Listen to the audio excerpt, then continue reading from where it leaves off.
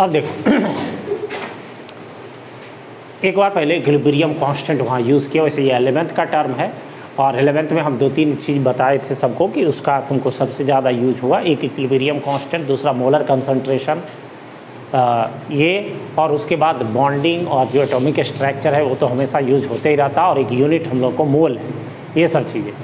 तो यहाँ पर पहले इक्विलिब्रियम कांस्टेंट को एक बार छोटा सा टर्म पहले देख लो। मान लो सपोज दैट ये एक रिवर्जिबल रिएक्शन है। रिवर्जिबल का मतलब हो गया कि जो रिएक्शन में हम लोग को ये रिएक्टेंट प्रोडक्ट में, मतलब जो रिएक्शन में भाग लेता है उसको रिएक्टेंट कहते हैं, और रिएक्टेंट के फलस्वरूप जो प्रोडक्ट बना, इट मीन्स जो पदार्थ बना उसको हम लोग क्या कहेंगे, प्रोडक्ट कहेंगे।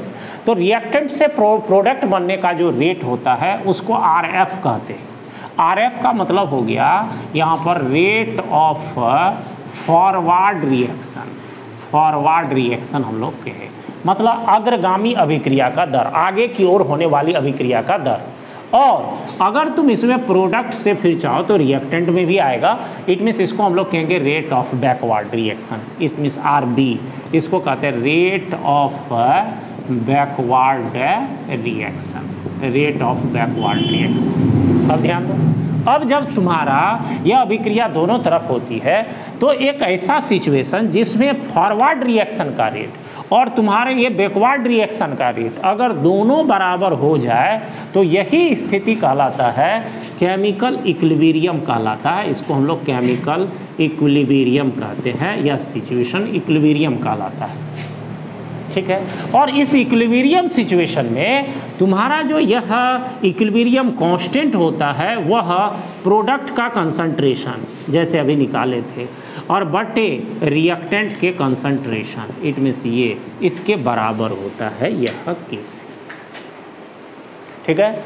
अब इसको भी तुम चाहो तो ड्राइव कर सकते हो। तो अभी तुम्हारे पास इतनी जानकारी होनी चाहिए कि यह इक्विलिब्रियम कांस्टेंट फॉरवर्ड और बैकवर्ड जब रिएक्शन रेट होगा तब हम लोग देखते हैं, हम लोग कह सकते आएगा इसमें फॉरवर्ड बैकवर्ड किस में होगा, जब रिएक्शन तुम्हारा रिवर्जेबल होगा। तो we can say that if your reaction is reversible then rate of forward reaction and rate of backward reaction both will be and both also will be equal, it means rate of forward and rate of backward will be equal, then this situation is called chemical equilibrium. Under this situation a constant is obtained or this constant is equal to this, it means concentration of product but a concentration of reactant, मतलब ये वाला concentration है but ये वाला concentration.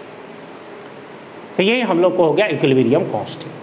मतलब equilibrium constant क्या है, equilibrium constant हम लोग कह सकते हैं रिवर्जिबल रिएक्शन का एक विशेष स्थिति है जिसमें फॉरवर्ड रिएक्शन का रेट और बैकवर्ड रिएक्शन का रेट दोनों आपस में क्या होता है, बराबर होता है।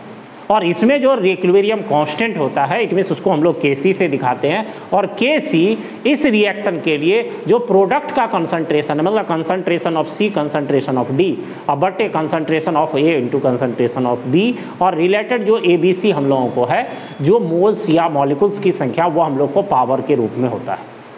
ये हम लोग को इक्विलिब्रियम कांस्टेंट से रिलेटेड एक्सप्लेनेशन है।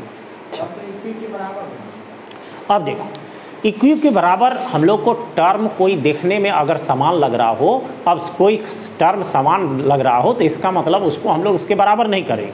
सपोज दैट इसमें कोई सचिन तेंदुलकर के समान देखने में लग रहा है तो क्या वो सचिन है, नहीं।